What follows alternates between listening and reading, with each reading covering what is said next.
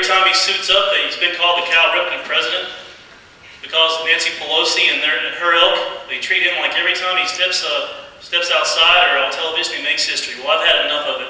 I've had enough of his agenda. I've had enough of this congresswoman treating us all like we're mindless adults. You cannot vote for what she has voted for and expect to get away with it. She's going to be called for it. People ask me all the time, how is it that you expect to beat Gabrielle Giffords when no one else could? She never had to deal with 4 ticked-off veterans before. That's how we're going to do it.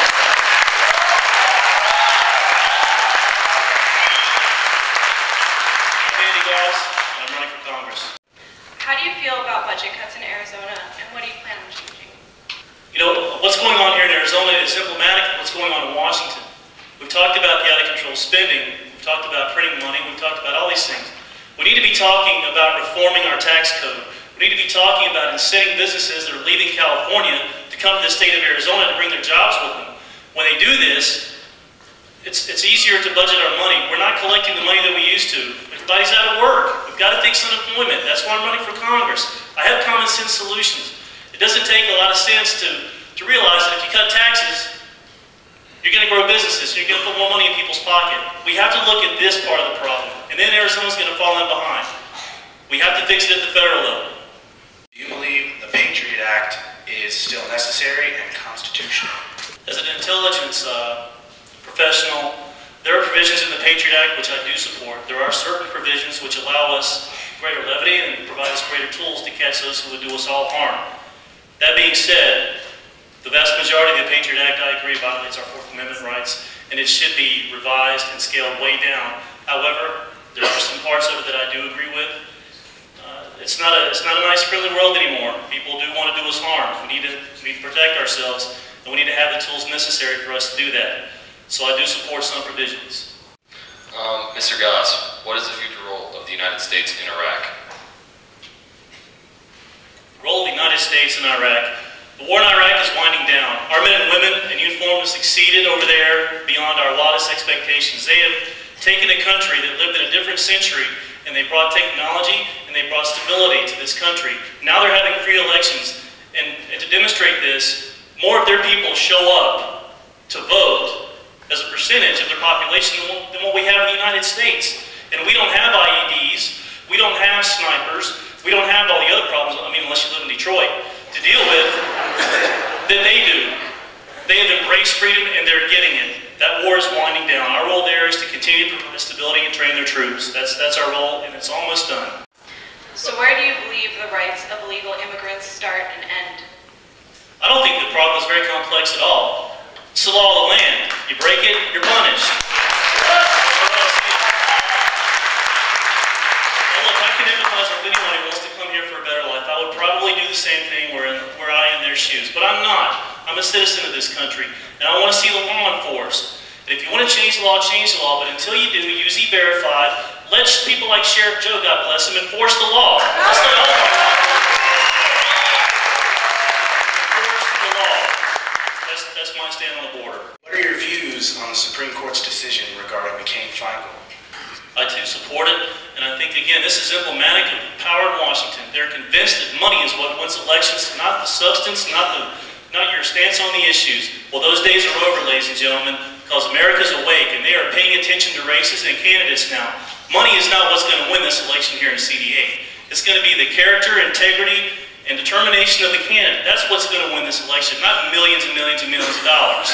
So I applaud this decision. It was a violation of our constitutional rights. I applaud the decision. Now let's get on, let's win this election. Is the United States' continued presence in Afghanistan necessary, or should attention be diverted elsewhere? Well, I admire and respect Mr. Miller's position on this. I have to disagree. We are needed in Afghanistan right now. Let us not forget that their neighbor Pakistan is nuclear. I don't know where these figures come from about there is no Al-Qaeda in Afghanistan. The border between Pakistan and Afghanistan it really doesn't exist. They come back and forth across all the time. But the fact is, Pakistan has nuclear weapons. The Taliban and Al-Qaeda, while separate entities, would still love nothing more than to get their hands on that. So we turn on the news one morning and we see one of our cities is glowing. We're not finished there yet. We have more work to do. It won't be too much longer, but we have more work to do. We cannot just leave yet. It's not feasible. It is apparent that Senator John McCain is backing the Rosemont mine project. Where do you stand on this issue? Well, the Rosemont mine, from what I understand, is going to bring a lot of jobs to the area. It's going to bring a lot of high-paying jobs to the area. Being a Sierra Vista resident myself, I'm not as familiar with the mine as some of you that live in this area are. However, I think the concerns are how the water usage and whatnot. If you can get that squared away, if it's going to bring jobs and it's going to put people to work, then I really don't see a problem with it. I think that's one of the jobs that we have as a congressman, is to ensure that our district is getting its fair shake and that they're getting the jobs that they need, and high-paying jobs, good-paying jobs. That should be the role of the congressman, to protect us in Washington. I'd be your advocate with Washington. That's going to be my role. And if that's what the Rosemont mine is going to provide this, then I have no choice but to support it. How do you think corruption in the government and lack of transparency should be dealt with? I don't know. I think a date with Barney Frank might hurt. Look, the problem in Washington is very simple. You have a culture of corruption. Nancy Pelosi thinks Chuck Rangel is a stand-up guy.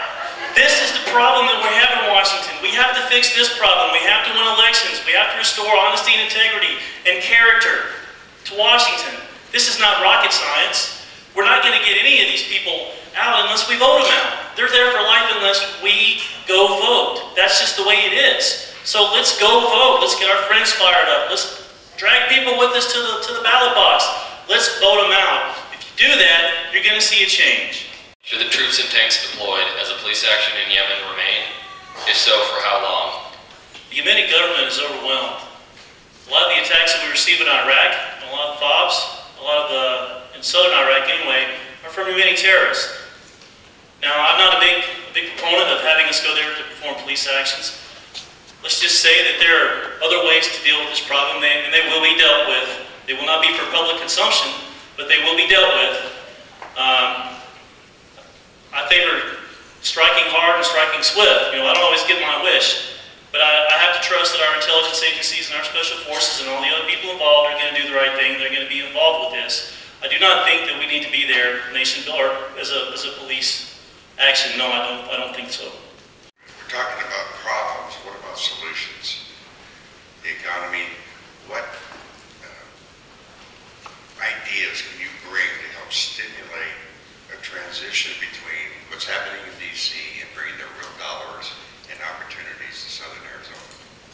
I'm glad you asked. Solutions is what I'm all about. Corporate income tax has to be slashed. I favor an 18-month holiday, and I have to get this in really quick because that light's going to come up and I'm going to have to shut up.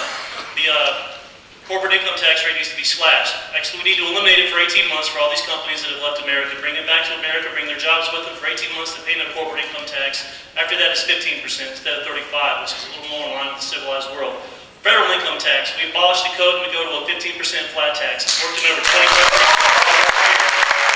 This will immediately jolt our economy. And it doesn't cost us one penny. It will do it now, and it will do it quick. That's what I favor.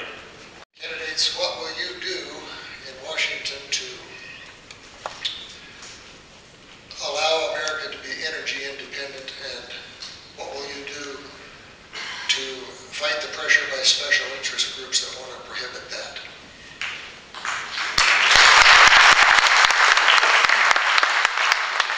Mr. Goss, we'll start with you. Drill here, drill now, drill everywhere.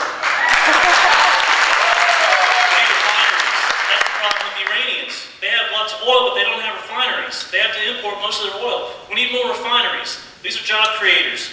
I favor an all-of-the-above energy approach. Everything's good, nuclear, solar, wind, everything. But we have oil. Why aren't we using it? Special interest groups, lobbyists, they're not even going to see the inside of my office because I'll stun gun them and throw them out.